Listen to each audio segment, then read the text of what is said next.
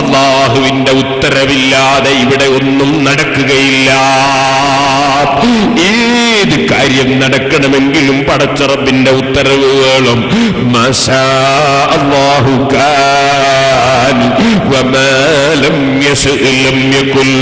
അല്ലാഹു ഉദ്ദേശിച്ചത് ഇവിടെ ഉണ്ടാകും, അവൻ ഉദ്ദേശിക്കാത്ത ഒന്നും ഇവിടെ ഉണ്ടാവുകയില്ല. അബൂ മുസ്ലിമുൽ ഖൗലാനി റളിയല്ലാഹു അൻഹുവിനെ തീക്കുണ്ടാരത്തിലേക്ക് എറിഞ്ഞപ്പോ അബൂ മുസ്ലിമുൽ ഖൗലാനി എറിയപ്പെട്ട തീ, അതിനെ പടച്ച റബ്ബ് അതാ തീയിൽ നിന്ന് അപ്പോൾ ഉദ്ദേശിക്കുന്നത് കരിക്കലല്ല, സംരക്ഷണം നൽകലാണ്. അല്ലാഹു ഉദ്ദേശിച്ചതിനെതിരെ ഇവിടെ തീക്ക് അധികാരമുണ്ടോ? തീക്കുണ്ടാരത്തിൽ എറിയപ്പെട്ട അബൂ മുസ്ലിമുൽ ഖൗലാനിക്ക് തീക്കുണ്ടാരം പട്ടുമെത്തയാണ് കേട്ടോ. അതാ വസ്ത്രം കത്തുന്നില്ല, രോമം കരിയുന്നില്ല, തോലി അതാ കത്തുന്നില്ല, തീ പൊള്ളുന്നില്ല. അബൂ മുസ്ലിമുൽ ഖൗലാനി തങ്ങൾ തീയിന്റെ ഉള്ളിൽ വെച്ച് നോക്കുന്നു, ഖിബില എങ്ങോട്ടാണ്? എനിക്ക് ഈ തീയിന്റെ ഉള്ളിൽ നിന്ന് എന്റെ രാജാവിനൊരു 2 റക്അത്ത് നിസ്കരിക്കണം. എന്റെ റബ്ബുമായുള്ള സംഭാഷണം തീക്കുണ്ടാരത്തിന്റെ ഉള്ളിൽ വെച്ച് നടത്തണം. എന്റെ പ്രിയപ്പെട്ട നേതാവിന്റെ മഹത്വം ഞാൻ കള്ളപ്രവാചകന്റെ മുന്നിൽ വെച്ച് പറഞ്ഞു, അശ്ഹദു അന്ന മുഹമ്മദൻ റസൂലുള്ളാഹ്. ആ നേതാവിനെ പോലെ അവനും ആണെന്ന് പറയാൻ എന്നോട് നിർബന്ധിച്ചപ്പോൾ ഞാൻ അതിന് തുനിഞ്ഞില്ല.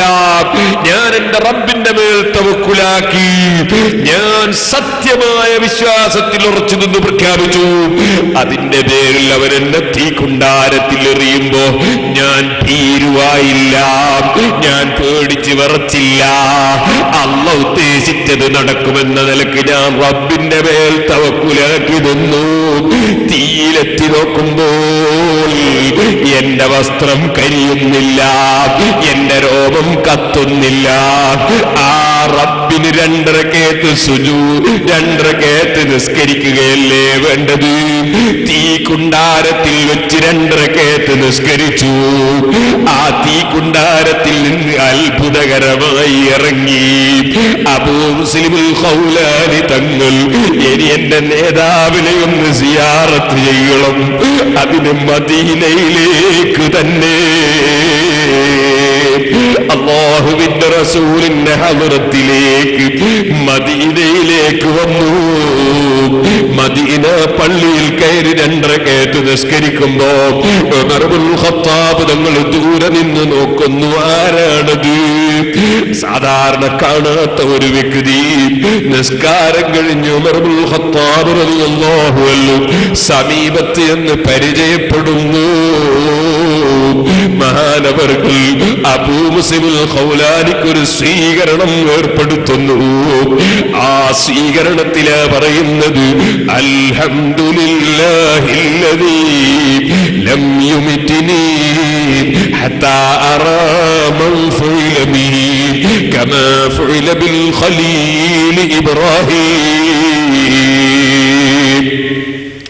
ഇബ്രാഹിം നബി അലൈഹി സ്വലാത്തു വസ്സലാമിനെ ചെയ്തതുപോലെ ചെയ്തിട്ട് ഒന്നും സംഭവിക്കാതെ തിരിച്ചു വന്ന ഒരു മഹാൻ.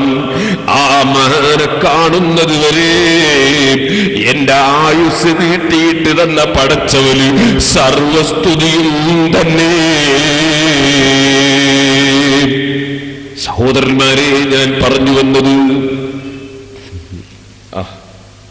ബക്കറ്റും കൊണ്ടുവരുമ്പോൾ എല്ലാവരും നല്ല സംഭാവന കൊടുക്കണം. വേദം കിട്ടി മയം കിട്ടി 2 സംഭാവന കൊടുക്കണം.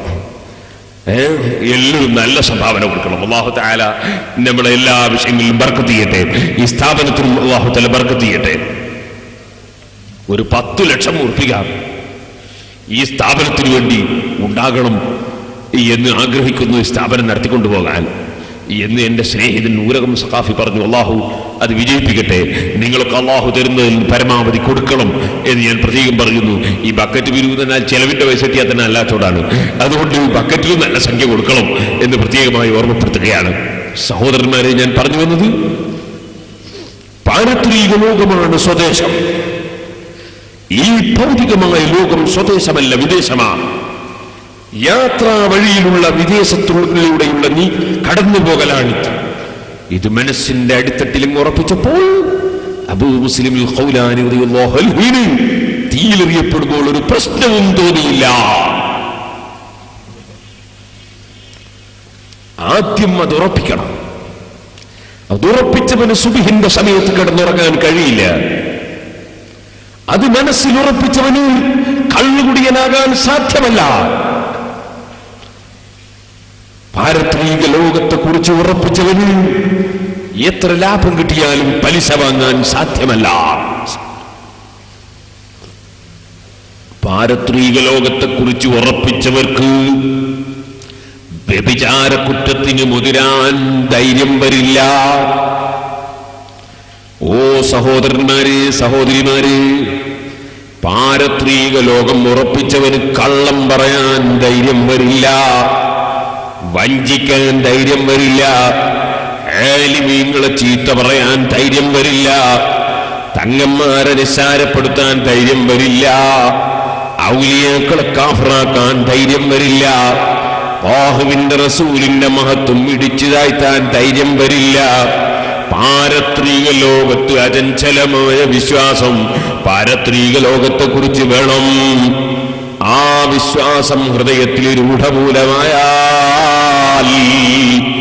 മനുഷ്യൻ സൽക്കർമ്മിയാകാനൊരുങ്ങുന്നു, ദുഷ്കർമ്മങ്ങളിൽ നിന്ന് മാറി നിൽക്കുന്നു.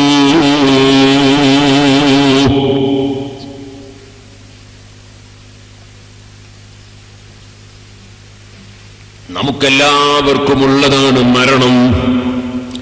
അത് സ്വദേശത്തേക്കുള്ള യാത്രയാണെന്ന് ഞാൻ പറഞ്ഞില്ലേ? അഷ്റഫുൽ ഖൽഖ് സല്ലല്ലാഹു അലൈഹി വസല്ലം തങ്ങൾ പറയുന്നു, മൻ അഹബ്ബ ലിഖാ അല്ലാഹി അഹബ്ബല്ലാഹു ലിഖാഅഹ്. അല്ലാഹുവിനെ കണ്ടുമുട്ടണമെന്ന് വല്ലവനും താല്പര്യമുണ്ടെങ്കിൽ അവനെ കാണാൻ അള്ളയും താല്പര്യമുള്ളവൻ തന്നെ എന്ന് പറഞ്ഞാൽ അതിന്റെ അർത്ഥം എന്താണ്? എനിക്ക് ഈ ഇടുങ്ങിയ ജീവിതമുള്ള ദുന്യാവിൽ നിന്ന് അല്ലാഹുവിന് വേണ്ടി ധാരാളം സൽക്കർമ്മങ്ങൾ ചെയ്യാൻ ഞാൻ ഇവിടെ താമസിക്കുന്നു. ദുബായിലേക്ക് പോകുന്ന ഒരു മനുഷ്യന് ദുബായിൽ കൂടണം എന്ന ആഗ്രഹം ഇല്ല. അവന്റെ ആഗ്രഹം നാട്ടിൽ വന്ന് കൂടണമെന്നാണ്. പക്ഷേ ദുബായിലേക്ക് പോകുന്നു അവൻ. അവിടെ എത്തിയിട്ട് ഒരാഴ്ച കഴിയുമ്പോ കഫീൽ വിളിച്ചിട്ട് നിന്നെ ഞാൻ ഇതാ നാട്ടിലേക്ക് തന്നെ തിരിച്ചു പറഞ്ഞേക്കുകയാണെന്ന് പറഞ്ഞാൽ അവന്റെ മനസ്സ് വേദനിക്കുന്നു. വാസ്തവത്തിൽ അവന്റെ മനസ്സിന്റെ അടിത്തട്ടിലുള്ളത് നാട്ടിൽ ജീവിക്കണമെന്നാണ്.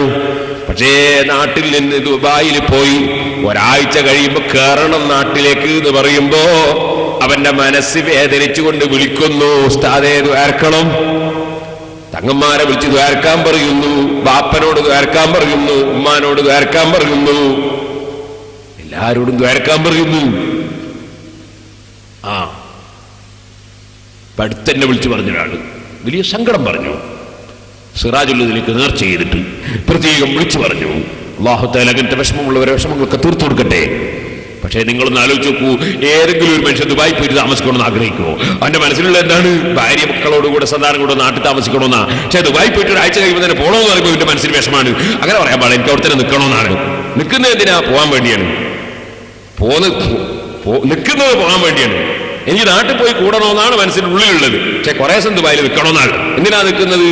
പോവാൻ വേണ്ടിയുള്ള ഒരുക്കത്തിന് വേണ്ടിയാണ്.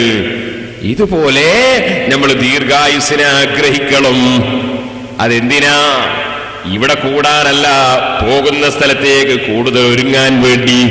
ഒരാഴ്ച കഴിയുമ്പോ തന്നെ ദുബായിൽ നിന്ന് പോയിക്കോ നിങ്ങൾ പോന്നാൽ പിന്നെ നമ്മൾ വിദേശത്ത് പോയത് എന്തിനാണ്? നാട്ടിലേക്കൊന്നും ഉണ്ടാക്കാൻ കഴിഞ്ഞില്ല, സമയം കിട്ടിയില്ല. ഇതുപോലെ ആയിക്കൂടാ. ഖൈറുക്കും മൻ താല ഉമറുഹു വഹസുന അമലുഹു. നിങ്ങളെ കൂട്ടത്തിൽ ഖൈറായവർ ദീർഘായുസ് കിട്ടുകയും സൽക്കർമ്മം ചെയ്യാൻ തൗഫീഖ് കിട്ടുകയും ചെയ്തവരാണ്. അപ്പൊ നമുക്കൊക്കെ ദീർഘായുസ് വേണം, ദീർഘായുസ് വേണമെന്ന് നമ്മൾ പ്രാർത്ഥിക്കുന്നത് എന്തിനാ? ഇവിടെ വെച്ച് പെട്ടെന്ന് നമ്മളെ വിസ ക്യാൻസലാക്കി അങ്ങ് പറഞ്ഞേച്ചാൽ നമ്മക്ക് നമ്മളെ സ്വദേശത്തേക്ക് സമ്പാദിക്കാൻ സാധ്യമല്ല. അതുകൊണ്ട് ഇവിടെ എത്ര കൊല്ലം കൂടുതൽ നിൽക്കാൻ സാധിച്ചോ അത്രയും കൊല്ലം നമുക്ക് പോകേണ്ട സ്ഥലത്തേക്ക് സമ്പാദിക്കാൻ കഴിയും. അതുകൊണ്ട് ഡ്യൂട്ടി ടൈം കൂടുതൽ കിട്ടണം. ഡ്യൂട്ടി ടൈം കൂടുതൽ കിട്ടാൻ ദീർഘായുസ് വേണം. അതുകൊണ്ട് ഇവിടെ താമസിക്കണം, ജീവിക്കണമെന്ന് നമ്മൾ ആശിക്കുന്നു, മുസ്ലിമീങ്ങൾ ആശിക്കുന്നു. അതേസമയം മനസ്സിന്റെ അടിത്തട്ടിലുള്ളത് എന്താണ്? എനിക്കെന്റെ സ്വദേശത്ത് സ്വർഗത്തിലേക്ക് എത്തണം, എന്റെ രാജാവിനെ കാണണം, അല്ലാഹുവിനെ കാണണം, എന്റെ നേതാവിനെ കാണണം. ചിന്തയുടെ ഉള്ളിന്റെ ഉള്ളിലുള്ള ആഗ്രഹം അതാണ്. എനിക്ക് ഈ ഇടുങ്ങിയ രാജ്യത്ത് നിന്ന്, ഇത് ഭൂമിയാണ്, ഈ ഭൂമി ഇടുങ്ങിയ ലോകമാണ്, നാറുന്ന ലോകമാണ്, ധിക്കാരികളെ ലോകമാണ്, ചമ്മാടികളെ ലോകമാണ്, അതേ നിരീശ്വരവാദികളെ ലോകമാണ്, അല്ലാഹുവിനെ ചീത്ത പറയുന്നവരുടെ ലോകമാണ്, ഔലിയാക്കളെ ചീത്ത പറയുന്നവരുടെ ലോകമാണ്, ഇവിടെ തമ്മാടികളുടെയും അവിശ്വാസികളുടെയും ലോകമാണ്, നാറുന്ന ലോകമാണ്, കൊതുകിന്റെ ശല്യമുള്ള ലോകമാണ്, പാമ്പിന്റെ കടിയുള്ള ലോകമാണ്, നശിച്ചുകൊണ്ടിരിക്കുന്ന ലോകമാണ്, ഭയപ്പെടുന്ന ലോകമാണ്. ചിലപ്പോൾ കൊടുങ്കാറ്റാണ്, മറ്റു ചിലപ്പോൾ സുനാമിയാണ്, വേറെ ചിലപ്പോൾ വാഹനത്തിന്റെ അപകടമാണ്, വേറെ ചിലപ്പോൾ ഇടിവെട്ടലാണ്, മറ്റു ചിലപ്പോൾ മിന്നറിയലാണ്, മറ്റു ചിലപ്പോൾ കരണ്ട് പിടിക്കലാണ്, വേറെ ചിലപ്പോൾ വീണ് മരിക്കലാണ്, ചിലപ്പോൾ അനാരോഗ്യമാണ്, ചിലപ്പോൾ ജലദോഷമാണ്, മറ്റു ചിലപ്പോൾ ഊരവേദനയാണ്, മറ്റു ചിലപ്പോൾ തലവേദനയാണ്, മറ്റു ചിലപ്പോൾ ക്യാൻസറാണ്, മറ്റു ചിലപ്പോൾ എയ്ഡ്സ് ആണ്, മറ്റു ചിലപ്പോൾ നോക്കിയാൽ വേറെ രോഗമാണ്. സുബ്ഹാനല്ലാഹ്, സമാധാനത്തിന്റെ ലോകമല്ല, സുഖത്തിന്റെ ലോകമല്ല, പ്രശ്നത്തിന്റെ ലോകമാണ്. ഈ പ്രശ്നത്തിന്റെ ലോകത്ത് കൂടി കടന്നു പോകുന്ന ഞാൻ കടന്നു പോകുന്നത് സുഖത്തിന്റെ ലോകത്തിന് വേണ്ടി സമ്പാദിക്കാനാണ്. ആ സമ്പാദ്യത്തിന് ഡ്യൂട്ടി ടൈം കിട്ടണം, അതിനു വേണ്ടി എനിക്ക് ആയുസ് വേണം. പക്ഷേ എന്റെ മനസ്സിലെ ലക്ഷ്യം എന്റെ നേതാവായ മുഹമ്മദുർ റസൂലുള്ളാഹി സ്വല്ലല്ലാഹു അലൈഹി വസല്ലമ തങ്ങളെ സമീപത്തെത്തലാണ്, എന്റെ മുൻകാല നേതാക്കളെ കാണലാണ്, എനിക്ക് എന്റെ എല്ലാം എനിക്ക് തരുന്ന രാജാവിനെ കാണലാണ്. ഈ നിലക്കാണൊരു മുഅ്മിനായ മനുഷ്യന്റെ ചിന്ത. അങ്ങനെ അവന്റെ ഡ്യൂട്ടി ടൈം പൂർത്തീകരിച്ച് അവൻ അല്ലാഹുവിനെ കാണണമെന്ന നിലയ്ക്ക് സന്തോഷിച്ച് മരിക്കുകയാണോ? മൻ അഹബ്ബ ലിഖാ അല്ലാഹി അഹബ്ബ അല്ലാഹു ലിഖാഅഹു. അല്ലാഹു അവനെയും കാണാൻ താല്പര്യമുള്ളവൻ തന്നെ. ഈ റബ്ബ് എങ്ങോട്ട് കാണണം എന്ന് ആഗ്രഹിക്കുന്ന നിലക്കുള്ള മരണം, റബ്ബിനെ കാണണം എന്നാഗ്രഹിക്കുന്ന മരണം, ആ മരണമാണ് മുത്തഖീങ്ങളുടെ മരണം. അത്തരം ആളുകളുടെ മരണസമയത്ത് അല്ലാഹു സുബ്ഹാനഹു വ തആല ധാരാളം റഹ്മത്തിന്റെ മലക്കുകളെ അയക്കുന്നു. അവര് കൊണ്ടുവന്ന പട്ടുകളും സുഗന്ധങ്ങളും ഒക്കെയായി അവന്റെ ശരീരത്തിൽ നിന്ന് ആത്മാവ് സന്തോഷത്തോടെ പിടിച്ചവരതിൽ പൊതിയുന്നു. ഈ മരണത്തിന്റെ സമയം നമുക്കെല്ലാവർക്കും അനുഭവിക്കാനുള്ള സമയമാണ്. ഓ സഹോദരന്മാരെ, അത് ഈമാനും തഖ്വയുമുള്ളവന്റെ മരണമാണ്.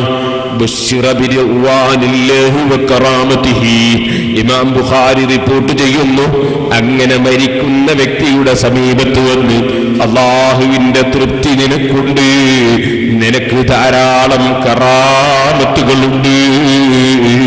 മരിക്കുന്ന സമയത്ത് മുത്തഖിയായ മനുഷ്യന് സന്തോഷ വാർത്ത അറിയിക്കപ്പെടുന്നു. മരിച്ചാൽ കറാമത്ത് ഇല്ലെന്നല്ല. ഇമാം ബുഖാരി റിപ്പോർട്ട് ചെയ്യുന്നു, മരിക്കുന്ന സമയത്ത് മലക്കുകൾ എത്തുന്നു. ബുശ്ശിറ ബിറിദ്വാനില്ലാഹി വ കറാമത്തിഹി.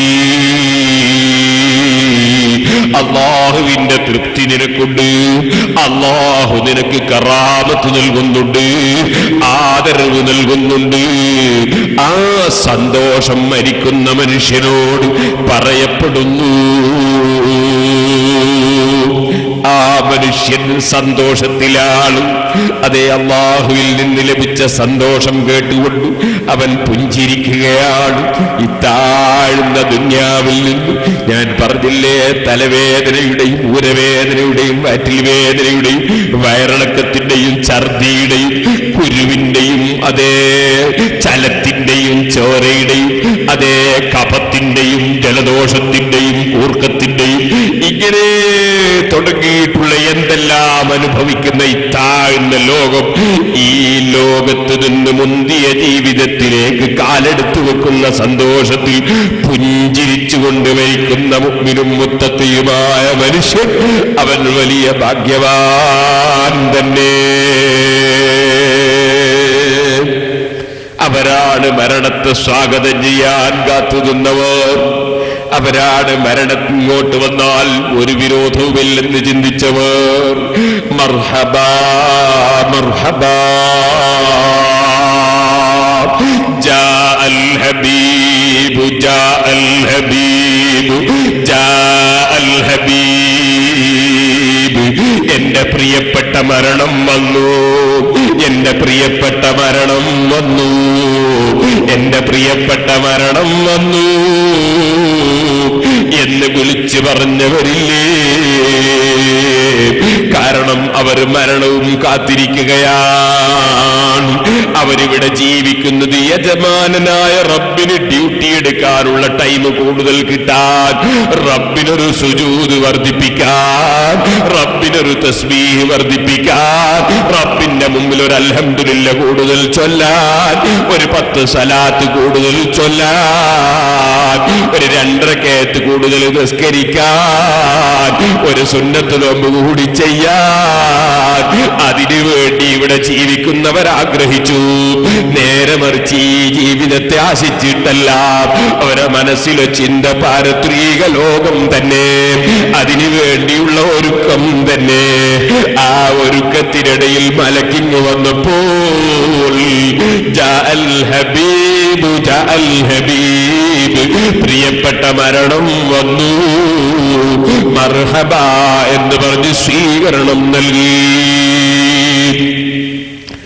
ആ മരണം സംഭവിക്കാൻ വേണ്ടി ഒരുങ്ങണം സഹോദരന്മാരെ. ആ ഒരുക്കമാണ് വാസ്തവത്തിൽ മനുഷ്യന്റെ വിജയം.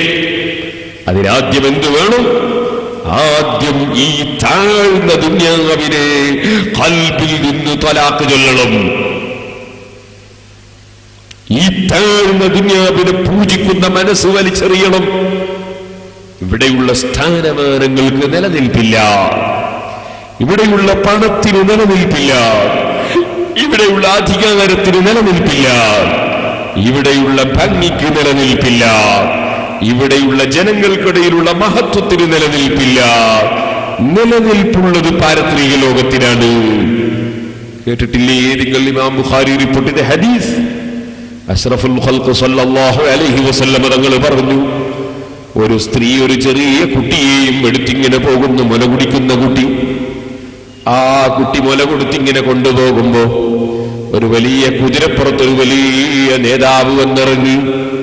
ആളുകളൊക്കെ ആ നേതാവിനെ ബഹുമാനിക്കുന്നു, എല്ലാവരും സ്വീകരണം നൽകുന്നു. ഈ മുല കൊടുക്കുന്ന ഉമ്മ, മുല കുടിക്കുന്ന കുട്ടി മുല കുടിച്ചുകൊണ്ടിരിക്കുമ്പോ ഈ കുട്ടിയോടുള്ള സ്നേഹവാത്സല്യത്താൽ ഈ ഉമ്മ അങ്ങ് ദുആ ചെയ്തു, അല്ലാഹുവേ, എന്റെ മകനെ ഈ ജനങ്ങളൊക്കെ ബഹുമാനിക്കുന്ന ഈ നേതാവിനെ പോലെ നീയൊന്ന് ആക്കിത്തരണം അല്ലാ. മകന്റെ പുരോഗതി ആഗ്രഹിക്കുന്ന ഉമ്മ ഈ പ്രാർത്ഥന നടത്തിയപ്പോ ഇമാം ബുഖാരി റിപ്പോർട്ട് ചെയ്യുന്ന ഹദീസിൽ കാണാം, അല്ലാഹുവിന്റെ റസൂൽ നമ്മെ പഠിപ്പിക്കുന്നു, മുല കുടിക്കുന്ന കുട്ടി മുലയങ്ങ് വിട്ടുകളഞ്ഞു. പടച്ച റബ്ബിനോട് പ്രാർത്ഥിക്കുന്നു, അല്ലാഹുമ്മ ലാ തജ്അൽനീ മിസ്ല, അല്ലാഹുവേ എന്നെ നീ അവനെ പോലെ ആക്കല്ല അല്ലാ. ജനങ്ങളൊക്കെ ബഹുമാനിക്കുന്ന നേതാവിനെ പോലെ എന്റെ മകൻ പുരോഗമിച്ചാകണമെന്ന് ആശിച്ചിട്ട് പ്രാർത്ഥിക്കുന്ന ഉമ്മക്കെതിരെ കുട്ടിയുടെ ദുആ എന്നെ അവനെ പോലെ ആക്കല്ല അല്ലാഹ്. സംസാരത്തിന് പ്രായമെത്താത്ത കുട്ടി സംസാരിക്കുന്നു, അത് തന്നെയും കുട്ടിക്ക് പ്രതികൂലമായി പ്രാർത്ഥിക്കുന്നു. ഉമ്മ അത്ഭുതത്തോടെ ആ ഉമ്മ പിന്നെയും കുഞ്ഞിനെയും കൊണ്ട് മുന്നോട്ട് നീങ്ങുന്നു. ഒരു സ്ഥലത്തെത്തുമ്പോ കുറെ ആളുകൾ കൂടി ഒരു സ്ത്രീയെ കല്ലെറിയുന്നു, ഒരു സ്ത്രീയെ ചീത്ത പറയുന്നു, ആ സ്ത്രീയെ കുറ്റം പറയുന്നു. ചിലര് പറയുന്ന സറക്തി നീ കട്ടിട്ടുണ്ട്, ചിലര് പറയുന്ന സനൈറ്റ് നീ വ്യഭിചരിച്ചിട്ടുണ്ട്. ഈ പെണ്ണിന്റെ പേരിൽ ആരോപണത്തിന്റെ മേൽ ആരോപണം തന്നെ. എല്ലാവരും പെണ്ണിനെ ശകാരിക്കുന്നു. ഈ ഉമ്മക്ക് വേദന തോന്നി. ഈ ഉമ്മ ദുആ ചെയ്തു, അല്ലാഹുമ്മ ലാ തജ്അലിബ്നി മിസ്ലാം. അല്ലാഹുവേ, എന്റെ മകനെ ഒരിക്കലും ജനങ്ങളൊക്കെ കുറ്റം പറയുന്ന, ജനങ്ങൾ നിസ്സാരപ്പെടുത്തുന്ന ഈ സ്ത്രീയെ പോലെ നീ ആക്കല്ലേ അല്ലാഹ്. മുല കുടിക്കുന്ന കുട്ടി, സംസാരത്തിന് പ്രായമെത്താത്ത കുട്ടി മുല വിട്ടുകളഞ്ഞു. പടച്ച റബ്ബിനോട് ഉറക്കെ പ്രാർത്ഥിക്കുന്നു, അല്ലാഹുമ്മ ജഅൽനീ മിസ്ലഹാ. അല്ലാഹുവേ, ആ സ്ത്രീയെ പോലെ എന്നെ ആക്കിത്തരണേ അല്ലാഹ്.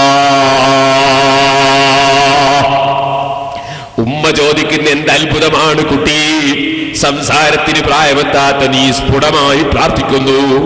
മാത്രമല്ല, ആദ്യം നീ ഒരു നേതാവാകണമെന്ന് മനസ്സിലാക്കി ഞാൻ പ്രാർത്ഥിച്ചപ്പോ നീ അത് വേണ്ടെന്ന് പ്രാർത്ഥിച്ചു. ഇപ്പോൾ നീ ജനങ്ങളൊക്കെ കുറ്റം പറയുന്ന, അവമതിക്കപ്പെടുന്ന ഒരാളാകരുതെന്ന് മനസ്സിലാക്കി ഞാൻ ഈ പെണ്ണിനെ ജനങ്ങൾ ശകാരിക്കുന്നത് കണ്ടപ്പോ അതുപോലെ എന്റെ മകനായി പോകരുതെന്ന നിലക്ക് വാത്സല്യപൂർവ്വം പ്രാർത്ഥിക്കുമ്പോ നീ അതിനെതിരെയും പ്രാർത്ഥിച്ചല്ലോ മോനെ. അല്ലാഹു ആ കുട്ടിക്ക് വീണ്ടും സംസാരത്തിന് ശക്തി നൽകുന്നു. ആ മുല കുടിക്കുന്ന കുട്ടിയുടെ മറുപടി, ഉമ്മ, ആദ്യം നിങ്ങൾ ഒരു വലിയ നേതാവിനെ കണ്ടപ്പോ, ജനങ്ങൾക്കിടയിൽ ബഹുമാനമുള്ളവനെ കണ്ടപ്പോ അതുപോലെ എന്നെ ആക്കിത്തരണമെന്ന് പ്രാർത്ഥിച്ചില്ലേ? ആ മനുഷ്യൻ കിബറനാണ് ഉമ്മ, മനസ്സിന്റെ ഉള്ളിൽ അഹങ്കാരിയാണ് ഉമ്മ. ജനങ്ങൾക്കിടയിൽ വലിയ സ്ഥാനമുള്ളവനാണ്, പടച്ചവന്റെ അടുക്കൽ അവനൊന്നുമല്ല. അവൻ ധിക്കാരിയാണ്, അഹങ്കാരിയാണ്. റബ്ബിന്റെ അടുക്കൽ അവൻ പരാജിതൻ തന്നെ. അതേ സമയത്ത് നിങ്ങൾ ജനങ്ങളൊക്കെ കുറ്റം പറയുന്ന പെണ്ണിനെ കണ്ടില്ലേ? വതഖൂലു ഹസ്ബിയല്ലാഹ് ഹസ്ബിയല്ലാഹ് ഹസ്ബിയല്ലാഹ്. ഇങ്ങനെ ജനങ്ങളൊക്കെ അവളെ കുറ്റം പറയുമ്പോ വാസ്തവത്തിൽ അവൾ കട്ടിട്ടില്ല, വാസ്തവത്തിൽ വ്യഭിചരിച്ചിട്ടില്ല, വാസ്തവത്തിൽ ഒന്നും ചെയ്തിട്ടില്ല. ജനങ്ങൾ വെറുതെ ആരോപണം പറഞ്ഞുണ്ടാക്കുകയാണ്. വതഖൂലു ഹസ്ബിയല്ലാഹ് ഹസ്ബിയല്ലാഹ്. എനിക്കല്ല മതി, എനിക്കല്ല മതി, എനിക്കല്ല മതി. എന്റെ രഹസ്യവും പരസ്യവും അറിയുന്ന രാജാവുണ്ടല്ലോ, ആ പെണ്ണ് തവക്കുലിലാണ് ഉമ്മ. അല്ലാഹുവിങ്കിൽ ഹബ്ബുള്ള പെണ്ണാണ് ഉമ്മ. ഈ ചെറിയ കുട്ടി മറുപടി പറയുന്ന ഇമാം ബുഖാരി സഹീഹുൽ ബുഖാരിയിൽ റിപ്പോർട്ട് ചെയ്യുന്നു. ആ ഹദീസിൽ എന്റെ പ്രിയപ്പെട്ട മുത്തഅല്ലിമീങ്ങളെ ഒരുപാട് പാഠങ്ങളുണ്ട്. അതിൽപ്പെട്ട ഒന്നാണ്, കുപ്പിയാകത്തുള്ള വസ്തുവിനെ പോലെ കാണും ഞാൻ നിങ്ങളെ കൽബകം എന്നോവർ. ഔലിയാക്കളെ കൂട്ടത്തിൽ ചിലരുണ്ട്, അവർക്ക് മറ്റവന്റെ മനസ്സിലെ കിബിർ അറിയാൻ കഴിയും, മറ്റവന്റെ മനസ്സിലെ അസൂയ അറിയാൻ കഴിയും. അങ്ങനെ ഔലിയാക്കളെ കൂട്ടത്തിൽ മനസ്സ് വായിക്കുന്ന ചിലരുണ്ട്. എന്നാൽ ഔലിയാക്കളെ കൂട്ടത്തിൽ തന്നെ ബാവാമൂതുകിന് കുതുബായി വന്നോവർ. വയസ്സ് വേണമെന്നില്ല, പ്രസവിക്കപ്പെടുമ്പോ തന്നെ കുതുബായവരുണ്ട്. ഈ കുട്ടി അതിൽപ്പെട്ടതാണ് കേട്ടോ. മുല കുടിക്കുന്ന സമയത്ത് തന്നെ മുതലാളിയുടെ മനസ്സിലെ കിബിർ നോക്കി പറയാൻ ഈ കുട്ടിക്ക് സാധിക്കുന്നു. ബാവാമൂതുകിന് കുതുബായി വന്നോവർ, കുപ്പിയാകത്തുള്ള വസ്തുവിനെ പോലെ കാണും ഞാൻ നിങ്ങളെ കൽബകം എന്നോവർ. ആ നിലക്കുള്ളൊരു കുട്ടിയാണിത്. അതിന്റെ പുറമെ തെറ്റ് ചെയ്യാത്ത ആള്, തെറ്റ് ചെയ്യാത്ത നിരപരാധിയാണെന്ന് ഈ കുട്ടിക്ക് പറയാൻ കഴിയുന്നു. ആ പാവപ്പെട്ട പെണ്ണിന് അല്ലാഹുവിങ്കലുള്ള സ്ഥാനം ഈ കുട്ടി അറിയുന്നു. അങ്ങനെ സ്ഥാനങ്ങൾ അല്ലാഹു കൊടുക്കുന്നതാർക്ക്, കൊടുക്കേണ്ടതാർക്ക്, അത്തരം കാര്യങ്ങളൊക്കെ ലൗഹുൽ മഹ്ഫൂദ് നോക്കി വായിക്കാൻ കഴിയുന്ന മഹാന്മാരുണ്ട്. എന്റെ കണ്ണെപ്പോഴും ലൗഹില്ലാതെന്നോവർ, അങ്ങനെ ലൗഹുൽ മഹ്ഫൂദ് നോക്കി കാര്യം പറയുന്നവരുണ്ട്. അതുപോലുള്ള വലിയ കറാമത്തുള്ള കുട്ടിയാണിത്. ഇരിക്കട്ടെ, ഞാൻ ആ ഹദീസ് പറഞ്ഞ നീണ്ട ഹദീസാണത്, അതിന്റെ ഒരു ഭാഗമാണ് ഇമാം ബുഖാരി അത് റിപ്പോർട്ട് ചെയ്യുന്നു. ഞാനത് സൂചിപ്പിച്ചത് എന്തിനാണ്? ഈ ഭൗതികമായ ലോകത്തുള്ള സ്ഥാനമാനം മഹാന്മാര് ചിന്തിക്കുന്നില്ല. അവര് ലോകത്തെ അവരെ മനസ്സുകൊണ്ട് അവര് തലാഖ് ചൊല്ലി.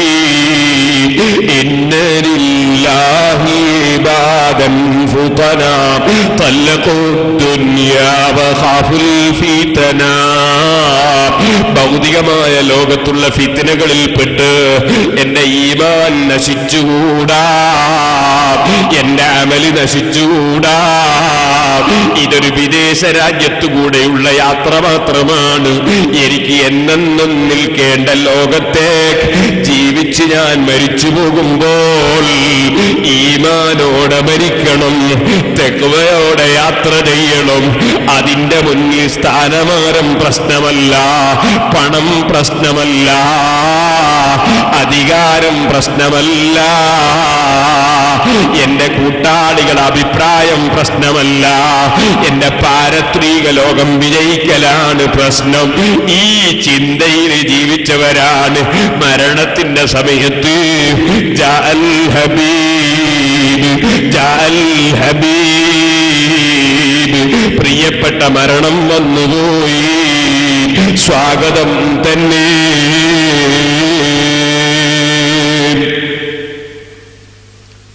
മരണത്തെക്കുറിച്ചുള്ള ബോധവും ചിന്തയും നമ്മുടെ മനസ്സിൽ എല്ലാ സമയത്തും ഉണ്ടാകണം.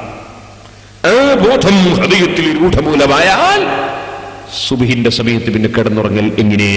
അല്ലാഹുവിന്റെ മുമ്പിൽ നിസ്കരിക്കാതെ കിടന്നുറങ്ങൽ എങ്ങനെ? ഇമാം ഹുജ്ജത്തുൽ ഇസ്ലാം അബൂ ഹാമിദ് അൽ ഗസാലി റഹ്മത്തുള്ളാഹി അലൈഹി പറഞ്ഞു, കേടോ, നീ ഇശാ നിസ്കരിക്കുമ്പോൾ നിന്റെ മനസ്സിൽ കരുതണം, ഞാൻ സുബ്ഹി നിസ്കരിക്കാനുണ്ടായിക്കൊള്ളണം എന്നില്ല. ഇശാ നിസ്കരിച്ച് കിടന്നുറങ്ങിയ എന്റെ സ്നേഹിതന്മാർ, ചെറുപ്പക്കാർ മരിച്ചുപോയവരുടെ പേരെത്രയോ പറയാൻ എനിക്ക് കഴിയും. കടവത്തൂരിലെ മഹ്മൂദ്, 28 വയസ്സുള്ള ചുറുചുറുക്കുള്ള ചെറുപ്പക്കാരൻ, രാത്രിയിൽ ദുബായിൽ റൂമിൽ കിടന്നുറങ്ങി. നേരം വെളുത്തു നോക്കുമ്പോൾ മഹ്മൂദ് മരിച്ചിരിക്കുന്നു. അല്ലാഹു അദ്ദേഹത്തിന്റെ ഖബർ സന്തോഷത്തിലാക്കട്ടെ. സഹോദരന്മാരെ, എനിക്ക് ഒരിക്കൽ ഇങ്ങനെ വീട്ടിൽ പോയി ഭക്ഷണം കഴിച്ച് സന്തോഷത്തിൽ പിരിയുമ്പോൾ ഓർമ്മക്ക് ഞാനൊരു പെണ്ണ് തരട്ടെ ഉസ്താദേ എന്ന് പറഞ്ഞ് കീശയിൽ ഒരു പെണ്ണ് തന്നു. കാഞ്ഞങ്ങാട്ടുകാരൻ, ഒരു ചെറുപ്പക്കാരൻ. അദ്ദേഹം എറണാകുളത്തൊരു വണ്ടിയെടുക്കാൻ പോയി. അദ്ദേഹത്തിന്റെ റൂമിൽ അദ്ദേഹവും മറ്റൊരാളും താമസിച്ചു.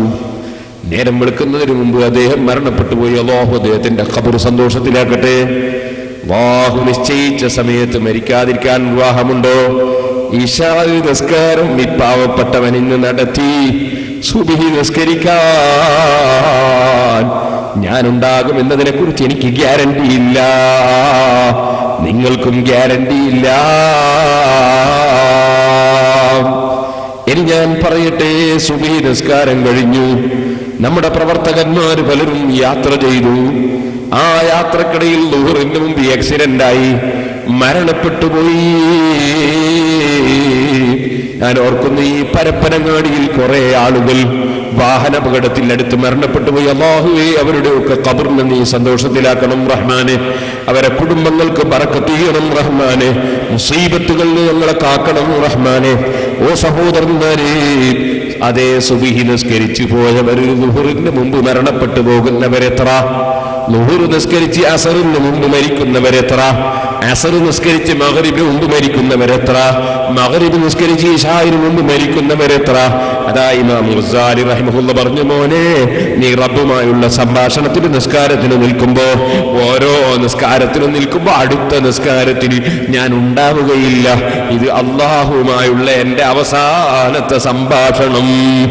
ഇനി റബ്ബ് എന്നെ ചോദ്യം ചെയ്യാൻ വേണ്ടി ഹാജരാക്കപ്പെടുന്ന രംഗമാകാം അടുത്തത്. ഇപ്പോൾ എന്റെ രാജാവിനോട് ഞാൻ സംഭാഷണം നടത്തുകയാണ്, എന്റെ രാജാവിനോട് ഞാൻ ഹിദായത്ത് ചോദിക്കുകയാണ്, എന്റെ രാജാവിനോട് ഞാൻ സഹായം തേടുകയാണ്, എന്റെ രാജാവിന് ഞാൻ എന്റെ നെറ്റി വെച്ച് സുജൂദ് ചെയ്യുകയാണ്, എന്റെ രാജാവിന് ഞാൻ എല്ലാം സമർപ്പിക്കുകയാണ്. ഈ രാജാവിന്റെ മുന്നിൽ ഇനിയൊന്ന് നിൽക്കാൻ ഞാൻ ഉണ്ടായിക്കൊള്ളണമെന്നില്ല.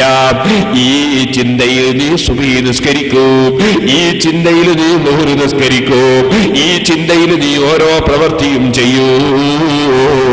കാരണം യാത്രയുടെ സമയം അറിഞ്ഞിട്ടില്ല. ഇമാം ഗസാലി റഹ്മത്തുള്ളാഹി അലൈഹി തങ്ങളുടെ ഉപദേശം എന്റെ സഹോദരന്മാരെ നിങ്ങളെ മനസ്സിന് ഞാൻ ഇട്ടു തരട്ടെ. അല്ലാഹുവേ, ഇമാം ഗസാലിയെ പോലുള്ള വലിയ വലിയ മഹാന്മാർ കഴിഞ്ഞു പോയി. അവരെ ബറക്കത്ത് കൊണ്ട് ഞങ്ങളെ ഖൽബിൽ ഈമാനിനെ എത്തിത്തരണം റഹ്മാനേ. തഖ്വയെ വർദ്ധിപ്പിക്കണം റഹ്മാനേ. നീ പൊരുത്തപ്പെട്ടവരിൽ ഉൾപ്പെടുത്തണം റഹ്മാനേ. ഞങ്ങൾക്ക് എല്ലാ രംഗത്തും നീ സഹായം നൽകണേ റഹ്മാനേ. ഓ സഹോദരന്മാരെ, ആ മരണമെന്ന് പറയുന്ന കാര്യത്തിൽ നിന്ന് മാറി നിൽക്കാൻ ലോകത്താർക്കും സാധ്യമല്ല. പാരത്രിക ലോകത്തേക്കുള്ള കവാടമാണ് മരണം. മരിക്കുന്ന സമയത്ത് മുഅ്മിനീങ്ങളുടെ മരണമാണെങ്കിൽ സജ്ജദ, അല്ലാഹുവിന്റെ റഹ്മത്തിന്റെ മലക്കുകൾ വന്ന് സ്വീകരിച്ചു കൊണ്ടുപോകുന്നു. ആ സ്വീകരിക്കുന്ന രംഗമൊക്കെ ഹദീസിൽ വന്നിട്ടുണ്ട്. റൂഹിങ് പിടിക്കുമ്പോ ഒരു പ്രയാസവുമില്ലാതെ മുഅ്മിനായ മനുഷ്യന്റെ റൂഹ് ശരീരത്തിൽ നിന്ന് പുറത്തു വരുന്നു. സ്വർഗത്തിൽ കൊണ്ടുവന്ന പട്ടിൽ മലക്കുകൾ പൊതിയുന്നു. ആ റൂഹിന് വല്ലാത്ത സുഗന്ധമാണ്. ഓരോ മലക്കുകളും ആ റൂഹിന് സ്വീകരണം കൊടുക്കാൻ ആശിക്കുന്നു, ആവശ്യപ്പെടുന്നു. എന്നെന്റെ കയ്യിൽ തരണം, ഒന്നെന്റെ കയ്യിൽ തരണം. എല്ലാവർക്കും ഈ റൂഹിനോട് താല്പര്യം തന്നെ. ഈമാനോടെ മരിച്ചവന്റെ റൂഹിന് മലക്കുകൾ ആവശ്യപ്പെടുന്നു. ആ റൂഹിനെ മേൽപോട്ടേക്ക് ഉയർത്തപ്പെടുന്നു. മേൽഭാഗത്തുള്ള മലക്കുകൾ പ്രാർത്ഥിക്കുന്നു, അല്ലാഹുവേ, ഇതെന്തൊരു സുഗന്ധമാണ്, ഇതെന്തൊരു നല്ല വാസനയാണ്. ഈ പരിമളമുള്ള റൂഹ് എന്റെ സമീപത്തു കൂടെ കൊണ്ടുപോകണമെന്ന് ഓരോ മലക്കുകളും മുഅ്മിനായ മനുഷ്യന്റെ റൂഹിന് സ്വീകരണം കൊടുക്കാൻ താല്പര്യപൂർവം ആവശ്യപ്പെടുമെന്ന് അഷ്റഫുൽ ഖൽഖ് മുഹമ്മദുർ റസൂലുള്ളാഹി. റബ്ബേ, അക്കൂട്ടത്തിൽ ഉൾപ്പെടുത്തി ഞങ്ങളെ മരണം നീ സന്തോഷത്തിന്റെ മരണമാക്കണേ റഹ്മാനേ. സൽക്കർമ്മങ്ങൾ ചെയ്ത് ജീവിക്കണം, മനസ്സ് വളരെ ക്ലിയർ ആക്കണം. എങ്കിലേ ഈമാനോടെ മരിക്കാനുള്ള ഭാഗ്യം ലഭിക്കൂ. ഞാനൊരു ചെറിയ ചരിത്രം ഇപ്പോൾ ബറക്കത്തിന് പറഞ്ഞ് ബാക്കി ഇൻഷാ അല്ലാഹ് തൗഫീഖ് ചെയ്താൽ നാളെ മഗ്രിബിന് നമുക്ക് സംസാരിക്കാം. ഞാൻ എന്റെ പ്രസംഗം നിർത്തട്ടെ. എന്റെ ചെറുപ്പക്കാരെ എഴുന്നേറ്റ് നിൽക്കണം. ദൂരെ നിൽക്കുന്ന മുഅ്മിനീങ്ങളൊക്കെ മജ്ലിസിലേക്ക് വരണം. നമുക്ക് പ്രാർത്ഥിച്ച് ഇന്ന് പിരിയണം. ബാക്കി ഇൻഷാ അല്ലാഹ് നാളെ നമുക്ക് സംസാരിക്കാം. സഹോദരന്മാരെ, മഹാനായ ഫുളൈൽ ഇബ്നു ഇയാദ് റളിയല്ലാഹു അൻഹു വലിയ പണ്ഡിതനാണ്, വലിയ മഹാനാണ്, ബഹുമാനപ്പെട്ടവരുടെ ഒരു ശിഷ്യൻ. ആ ശിഷ്യന് മരണം ഹാജരായി. മരണമാസന്നമായ സമയത്ത് ഫുളൈൽ ഇബ്നു ഇയാദ് ആ ശിഷ്യന്റെ ശരീരത്തിനടുക്കൽ പോയി ഖുർആനോദാൻ, യാസീനോദാനും ചൊല്ലിക്കൊടുക്കാനും സമീപത്തേക്ക് പോയി. ഫുളൈൽ ഇബ്നു ഇയാദ് റളിയല്ലാഹു അൻഹു ചെന്നു. സ്വന്തം ശിഷ്യൻ മരണം ആസന്നമായപ്പോ, മരണം ആസന്നമായവരെ ഖിബിലയിലേക്ക് ചരിച്ചു കിടക്കൽ സുന്നത്തുണ്ട്. സാധിക്കുകയില്ലെങ്കിൽ മുഖം അല്പം തലയണി പോലുള്ള വസ്തു വെച്ച് മുഖം അല്പം പൊക്കി കാലും രണ്ടും മുഖവും നേരെ ഖിബിലയിലേക്ക് തിരിയുന്ന നിലയ്ക്ക് മലർത്തി കിടത്തൽ പുണ്യമാണ്. ഇരിക്കട്ടെ, ഞാൻ പറഞ്ഞു വരുന്നത് അതുപോലെ മരണം ആസന്നമായവരുടെ പല്ല് തേച്ചു കൊടുക്കുന്നത് സുന്നത്താണ്. പല്ലു തേക്കുക എന്ന് ഞാൻ പറഞ്ഞത് കൊണ്ട് വലിയ ബ്രഷ് കൊണ്ടുപോയി ഉരസണ്ട. ഒരു ചെറിയ തുണി നിങ്ങളെ കയ്യിന്റെ വിരലിന് ചുറ്റിയിട്ട് ആ കയ്യിന്റെ വിരൽ കൊണ്ടൊന്ന് തേച്ചാലും മതി. അത് മരണമാസന്നമായവർക്ക് ചെയ്തു കൊടുക്കുന്നത് നല്ലതാണ്. മരണം ആസന്നമായവരുടെ സമീപത്ത് യാസീൻ ഓതുന്നത് നല്ലതാണ്. ഇഖ്റഉ അലാ മൗതാകും യാസീൻ. മരിക്കുന്നവരുടെ മേൽ നിങ്ങൾ യാസീൻ ഓതണമെന്ന് നബി സല്ലല്ലാഹു അലൈഹി വസല്ലം പഠിപ്പിച്ചിട്ടുണ്ട്. മരിച്ചവരുടെ പേരിലും യാസീൻ ഓതൽ നല്ലതാണ്. മരണം ആസന്നമായവരുടെ പേരിലും യാസീൻ ഓതൽ നല്ലതാണ്. അല്ലാഹുവിന്റെ റസൂലിന്റെ ഹദീസ് രണ്ടും പഠിപ്പിക്കുന്നുണ്ടെന്ന് ഇമാം ഇബ്നു ഹജർ ഹൈതമി തങ്ങളെ പോലുള്ള ഇമാമിങ്ങൾ വിവരിച്ചിട്ടുണ്ട്. ഇപ്പോൾ ഞാൻ അതിലേക്ക് വിശദമായി കടക്കുന്നില്ല. ഓ സഹോദരന്മാരെ, ഈ അടുത്ത് മഞ്ചേശ്വരത്ത് വെച്ച് മുജാഹിദുകളുമായി സംവാദം നടന്നപ്പോ ആ സംവാദത്തിൽ ഞാൻ ചോദിച്ചു, അല്ല, നിങ്ങൾ അള്ളാഹുവിന്റെ ഔലിയാക്കളുടെ പേരിലും ഞങ്ങളിൽ നിന്ന് മരിച്ചുപോയവരുടെ പേരിലും ഞങ്ങൾ ദാനം ചെയ്യുമ്പോ അങ്ങനെ ദാനം ചെയ്യാൻ വേണ്ടി ഞങ്ങൾ ആട്ടിനെയും കുട്ടനെയും ഒക്കെ ബിസ്മി ചൊല്ലി അറുത്തിട്ട് ആ മാംസം വിതരണം ചെയ്യുമ്പോ അത് ശിർക്കാണെന്ന് പറയുന്നുണ്ടല്ലോ, തെറ്റാണെന്ന് പറയുന്നുണ്ടല്ലോ. ചോദിക്കട്ടെ, നിങ്ങൾ മുജാഹിദുകൾ മരിച്ചവരുടെ പേരിൽ ഇബാദത്തെടുക്കുന്നില്ലേ? നിസ്കാരം ഇബാദത്തല്ലേ? മയ്യിത്ത് നിസ്കാരം ഇബാദത്തല്ലേ? അത് മരിച്ചവരുടെ പേരിൽ നിങ്ങൾ എടുക്കുന്നില്ലേ? മരിച്ചവരുടെ പേരിൽ മുജാഹിദ് മയ്യിത്ത് നിസ്കരിക്കുന്നില്ലേ? നിസ്കാരം ഇബാദത്തല്ലേ? മരിച്ചവരുടെ പേരിൽ ഇബാദത്ത് എടുക്കാൻ പാടുണ്ടോ? മരിച്ചവരുടെ പേരിൽ നിങ്ങൾ മയ്യിത്ത് നിസ്കരിക്കുന്നില്ലേ? മയ്യിത്ത് നിസ്കാരം എന്ന് പറഞ്ഞാൽ എന്താണെന്ന് നിങ്ങൾക്കറിയില്ലേ? ഈ മയ്യിത്തിന്റെ പേരിൽ ഫർളായ നിസ്കാരം ഞാൻ നിസ്കരിക്കുന്നു. അല്ലാഹു അക്ബർ ഒന്നാമത്തെ പരിപാടി ഒരു ദിക്റാണ്. അല്ലാഹു അക്ബർ. ഈ മയ്യിത്തിന്റെ പേരിൽ നിസ്കരിക്കുന്നു എന്ന് പറഞ്ഞാൽ, നിസ്കരിക്കുക എന്ന് പറഞ്ഞാൽ എന്താണ്? ഈ നിസ്കാരം എന്താണ്? ഈ തക്ബീർ മുതൽക്ക് അസ്സലാമു അലൈക്കും വറഹ്മത്തുള്ളാഹി വബറകാതുഹു എന്നത് വരെയുള്ള മുഴുവൻ കാര്യത്തിന്റെയും പേരല്ലേ മയ്യിത്ത് നിസ്കാരം? അപ്പൊ ഞാൻ ഈ മയ്യിത്തിന്റെ പേരിൽ നിസ്കരിക്കുന്നു എന്ന് പറഞ്ഞാൽ തക്ബീർ മുതൽക്ക് സലാം വരെയുള്ള മുഴുവൻ വിഷയവും ഞാൻ ചെയ്യുന്ന മയ്യിത്തിന്റെ പേരിലാണ്. ഇത് പരിപാടി എന്താണ്? സലാത്ത്. ഈ സലാത്തിൽ നിന്ന് ആരെ പേരില്ല? മയ്യിത്തിന്റെ പേരിൽ. അടുത്ത പരിപാടി എന്താണ്? അല്ലാഹു അക്ബർ ദിക്ർ. ഈ ദിക്ർ ആരെ പേരില്ല? മയ്യിത്തിന്റെ പേരിൽ. അടുത്ത പരിപാടി എന്താണ്? മയ്യിത്തിന് വേണ്ടിയുള്ള ദുആ. ഈ ദുആ ആരെ പേരില്ല? മയ്യിത്തിന്റെ പേരിൽ. അടുത്ത പരിപാടി എന്താണ്? അല്ലാഹു അക്ബർ ദിക്ർ. അതാരെ പേരില്ല? മയ്യിത്തിന്റെ പേരിൽ. അടുത്ത പരിപാടി എന്താണ്? അടുത്ത പരിപാടി സലാം ചൊല്ലല്. ആ സലാം ചൊല്ലുന്ന ആരെ പേരിലാണ്? മയ്യിത്തിന്റെ പേരിൽ. ആകയാൽ തക്ബീർ മുതൽ സലാം വീട്ടിൽ വരെയുള്ള മുഴുവൻ വിഷയത്തിന്റെ പേരാ മയ്യിത്ത് നിസ്കാരം. അതാരെ പേരിലാണ്? മരിച്ചാളെ പേരിൽ. മരിച്ചാളെ പേരിൽ ഒന്നും ചെയ്യാൻ പാടില്ല എന്ന് മുജാഹിദ് പറയുകയും ചെയ്യാ, എന്റെ മരിച്ചാളെ പേരിൽ നിസ്കരിക്കുകയും ചെയ്യാ. എന്താണ്, ഏത് ആശുപത്രിയിലാണ് ഇവർ ചികിത്സിക്കേണ്ടത്? നിങ്ങളൊന്ന് ആലോചിച്ച് നോക്ക്. മരിച്ചാളെ പേരിലൊന്നും ചെയ്യാൻ പാടില്ല എന്നറിയാം. എന്റെ മരിച്ചാളെ പേരിൽ അല്ലാഹു അക്ബർ നിൽക്കുന്നില്ല, മരിച്ചാളെ പേരിൽ ഫാത്തിഹ ഓതുക, മരിച്ചാളെ പേരിൽ സലാത്ത് ഇല്ല, മരിച്ചാളെ പേരിൽ ദുആ, മരിച്ചാളെ പേരിൽ സലാം ഇല്ല. ഇതിനേക്കാൾ വലിയ ഇബാദത്ത് വേറെ എന്താണ്? അപ്പൊ മരിച്ചാളെ പേരിൽ ഇബാദത്ത് എടുത്തില്ലേ? ഇബാദത്ത് എടുക്കുന്നത് അല്ലാഹ്ക്കാണ്. പക്ഷേ ആരെ പേരില്ല? മരിച്ചാളെ പേരിൽ. മരിച്ചാളെ പേരിൽ. ഏതുപോലെ കഅബ തവാഫ് ചെയ്യുന്നു. തവാഫ് ചെയ്യുന്ന കഅബക്കല്ല, അല്ലാഹ്ക്കാ തവാഫ്. പക്ഷേ കഅബത്തെയാണ് തവാഫ് ചെയ്യുന്നത്, ചുറ്റുന്നത് കഅബയാണ്. ഈ തവാഫ് സമർപ്പിക്കുന്നത് അല്ലാഹുവിനാണ്, അല്ലാതെ ഈ കല്ലിനല്ല. കഅബ തന്നെ കുറെ കല്ലുണ്ടാക്കിയ ഒരു ബിൽഡിംഗാ. ഈ കല്ലിനാണോ നമ്മളെ തവാഫ്? അല്ല, തവാഫ് സമർപ്പിക്കുന്നത് അല്ലാഹുവിനാണ്. പക്ഷേ അതിലൂടെ ബഹുമാനിക്കുന്നത് കഅബയാണ്. കഅബയെ ബഹുമാനിച്ചുകൊണ്ട് അല്ലാഹുവിന് അല്ലാഹുവിന് തവാഫ്. ഇതുപോലെ മയ്യിത്തിന്റെ പേരിൽ നിസ്കരിച്ചുകൊണ്ട് മയ്യിത്ത് നിസ്കാരം അല്ലാഹുവിന്റെ. മുസ്ലിമീങ്ങളെ എല്ലാ സംഗതിയും അല്ലാഹ്ക്കാ. അങ്ങനെയാ വജ്ഹത്തു പറഞ്ഞല്ലേ, ഇന്ന സലാത്തി എന്റെ നിസ്കാരം, വനുസുക്കി എന്റെ ഇബാദത്ത്, എന്റെ ഹജ്ജ്, എന്റെ അറവ്, എന്റെ എല്ലാ ഇബാദത്തും, വമഹ്യായ വമമാതി എന്റെ ജീവിതവും എന്റെ മരണവും ലില്ലാഹി റബ്ബിൽ ആലമീൻ. റബ്ബുൽ ആലമീനായ അല്ലാഹുവിനാണ്. എന്റെ വാദം അല്ലാഹുവിന്, ഈ സ്റ്റേജും അല്ലാഹുവിന്, ആ സ്ഥാപനവും അല്ലാഹുവിന്, നിങ്ങൾ നിൽക്കുന്നതും അല്ലാഹുവിനുമായ, കൊണ്ടതും അല്ലാഹുവിനുമായ, ഉണ്ടാകുമ്പോൾ ഓടിയതും അല്ലാഹുവിന്. എല്ലാം അല്ലാഹുവിനല്ലാതെ നമ്മളെ ജീവിതത്തിൽ ഒന്നുമില്ല. എല്ലാം അല്ലാഹുവിന് തന്നെ. അതാണ് മുസ്ലിം. മുജാഹിദ് എന്നല്ലോ നേർച്ച അല്ലാഹ്ക്ക് മാത്രം, ബാക്കിയുള്ളല്ലോ അമ്മാമനാ. നേർച്ച അല്ലാഹ്ക്ക് മാത്രം, ബാക്കിയുള്ളല്ലോ അമ്മാമനാ. അല്ലെ ഭാര്യക്ക അല്ല. മുസ്ലിം അല്ലത്, മുസ്ലിമിന്റെ ആശയമല്ലത്.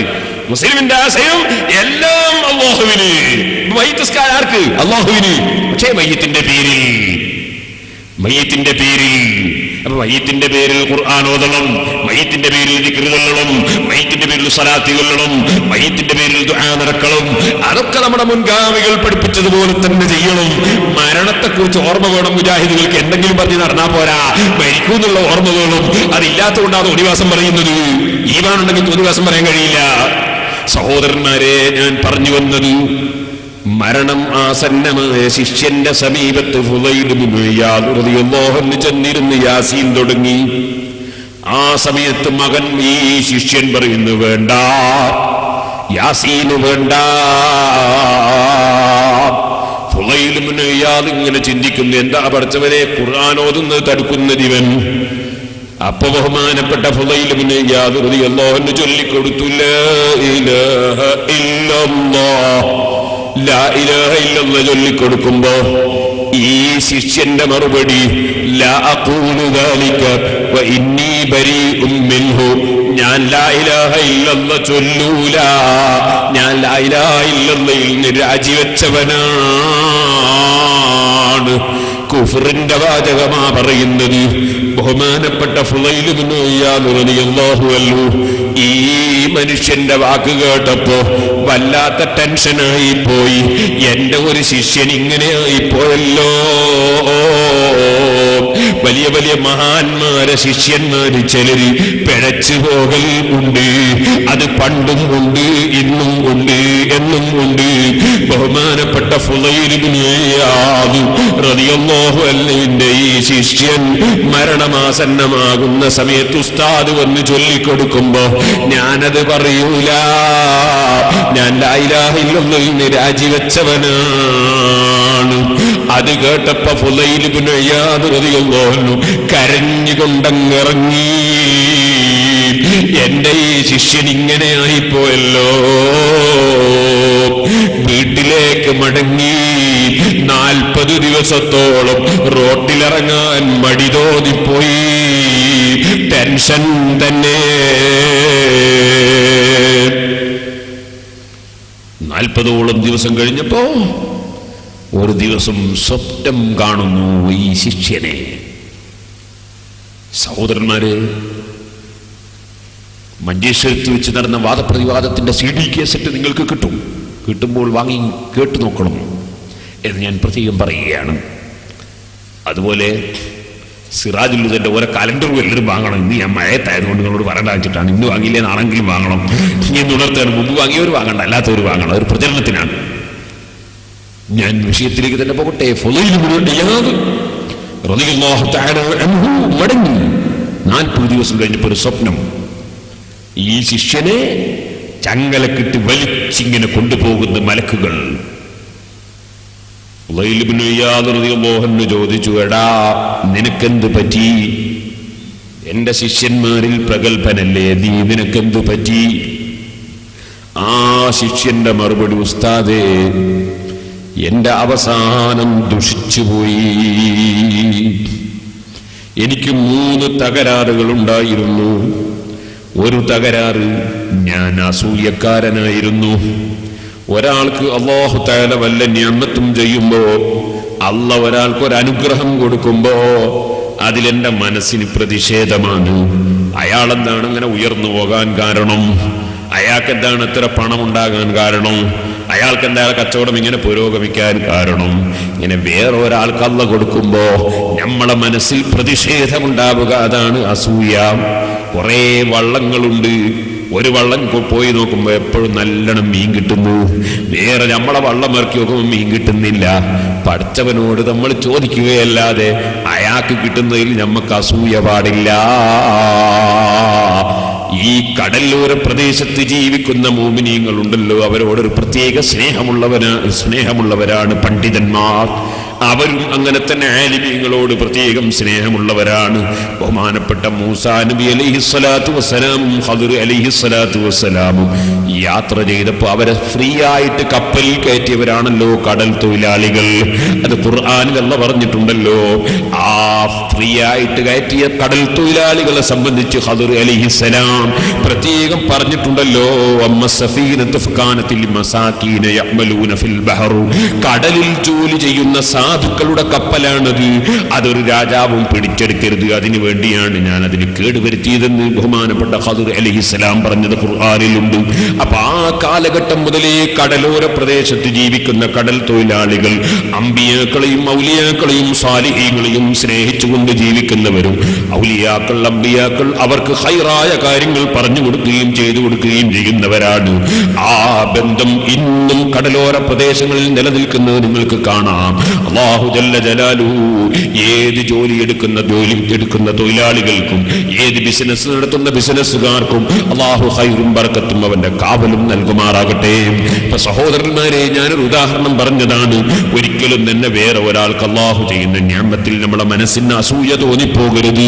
ഒരു നല്ല കച്ചവടം, 2 തുണി കച്ചവടം ഒരു കച്ചവട പീടികയിൽ നല്ല ആള് വരുന്നു, മറ്റേ കച്ചവടക്കടയിൽ ആള് വരുന്നില്ല.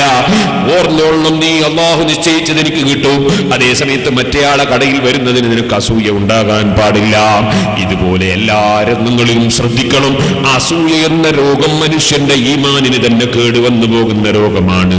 ഇരിക്കട്ടെ, ഫുദൈൽ ഇബ്നു ഇയാദ് റളിയല്ലാഹു അൻഹുവിനോട് അദ്ദേഹം പറയുന്നു, എനിക്ക് മനസ്സിന്റെ ഉള്ളിൽ അസൂയയായിരുന്നു ഉസ്താദേ. രണ്ടാമത്തെ കാര്യം എന്താണ്? രണ്ടാമത്തെ കാര്യം, ഞാൻ ഏഷണി പറയുന്നവനാണ്. ഏഷണി പറഞ്ഞ് ജനങ്ങളെ തെറ്റിക്കുന്നൊരു സ്വഭാവമുണ്ട് എനിക്ക്. ഉസ്താദ് പറയാത്ത ഞാൻ ശിഷ്യന്മാരോട് പറയും, നിങ്ങളെ കൊണ്ട് ഉസ്താദ് ഇങ്ങനെ പറഞ്ഞു എന്ന് പറയും. ഉസ്താദിനോട് ഞാൻ വന്നിട്ട് ഉസ്താദിന്റെ ശിഷ്യന്മാര് പറയാത്തത് ഉസ്താദിനോട് വന്ന് പറയും, ഇങ്ങനെ പറഞ്ഞു എന്ന് പറയും. എന്നിട്ട് ഉസ്താദിനെയും മറ്റുള്ള ശിഷ്യന്മാരെയും ഒക്കെ തമ്മിൽ തെറ്റിക്കാൻ വേണ്ടി ഞാൻ ശ്രമിക്കും. എന്നാൽ ഉസ്താദിന്റെ അടുക്കൽ എനിക്ക് സ്വന്തം ആളാകാമല്ലോ. അങ്ങനെ ഉസ്താദിന്റെ അടുക്കൽ എനിക്ക് സ്ഥാനം കൂടുതൽ കിട്ടാൻ വേണ്ടി മറ്റുള്ള ശിഷ്യന്മാർക്ക് അല്ലാഹു തആല കൊടുക്കുന്നതിൽ അസൂയയും, അതിന്റെ പുറമെ ഈ ഏഷണി പറഞ്ഞിട്ട് ഉസ്താദിനെയും മറ്റു ശിഷ്യന്മാരെയും അകറ്റിക്കളയാൻ വേണ്ടി ശ്രമിക്കുകയും ചെയ്യുന്നൊരു സ്വഭാവം എനിക്കുണ്ടായിരുന്നു. മൂന്നാമതായി ഉസ്താദേ, എനിക്കൊരു രോഗമുണ്ടായിട്ട് പല ഡോക്ടർമാരെയും സമീപിച്ചു. ഒരു ഡോക്ടറിനോട് പറഞ്ഞു, രോഗം മാറാൻ ഒരു ചികിത്സയേ ഉള്ളൂ. അതെന്താണ്? ഒരു ദിവസം ഒരു കോപ്പ കള്ള് കുടിക്കണം. ഒരു ദിവസം ഒരു കോപ്പ കള്ള് കുടിക്കണം. ഞാൻ എന്റെ രോഗം മാറാൻ വേണ്ടി അങ്ങനെ മരിക്കുന്നത് വരെ എല്ലാ ദിവസവും ഒരു കോപ്പ കള്ള് കുടിച്ചു. ഈ 3 കാര്യങ്ങൾ എന്റെ ജീവിതത്തിൽ വന്നു പോയത് കൊണ്ട് ഉസ്താദേ, അവിടുന്ന് ഞാൻ പഠിച്ചത് ശരിയാണ്, ഇൽമുണ്ടായത് ശരിയാണ്. പക്ഷേ മരിക്കുന്ന സമയത്ത് നിങ്ങൾ ഖുർആൻ ഓതുമ്പോൾ അത് വേണ്ടെന്ന് പറഞ്ഞുപോയി. നിങ്ങൾ ലാ ഇലാഹ ഇല്ലല്ലാഹ് ചൊല്ലിത്തരുമ്പോ ഞാനതിൽ നിന്ന് രാജിവെച്ചിരിക്കുന്നു, അതെനിക്ക് ചൊല്ലിത്തരേണ്ടതില്ല എന്ന് പറഞ്ഞ് ഞാൻ മരിച്ചുപോയി. സഹോദരന്മാരെ, മനുഷ്യന്റെ മനസ്സ് നന്നാക്കണം. അസൂയ പാടില്ല, ഏഷണി പാടില്ല, അഹങ്കാരം പാടില്ല. അതിന്റെ പുറമേ നമ്മുടെ ജീവിതത്തിൽ അല്ലാഹ് കൽപ്പിച്ചതെടുക്കണം, അല്ലാഹ് വിരോധിച്ചതൊഴിക്കണം. എന്നിട്ട് അല്ലാഹുവിലേക്ക് മനസ്സ് തിരിച്ച് റബ്ബ് ഹിദായത്ത് നിലനിർത്തി തരാൻ വേണ്ടി പരലോകത്തുള്ള ജീവിതത്തിലേക്ക് സന്തോഷത്തോടെയുള്ള യാത്ര കിട്ടാൻ വേണ്ടി പടച്ച റബ്ബിനോട് താണുകേണ് ദുആ ചെയ്യണം. അല്ലാഹുവേ, ഞങ്ങളുടെ മജ്ലിസ് നീ ദുആക്ക് ഇജാബത്തുള്ള നീ പൊരുത്തപ്പെട്ട മജ്ലിസായി ഞങ്ങൾ ഇന്ന് സ്വീകരിക്കണേ അല്ലാഹ്.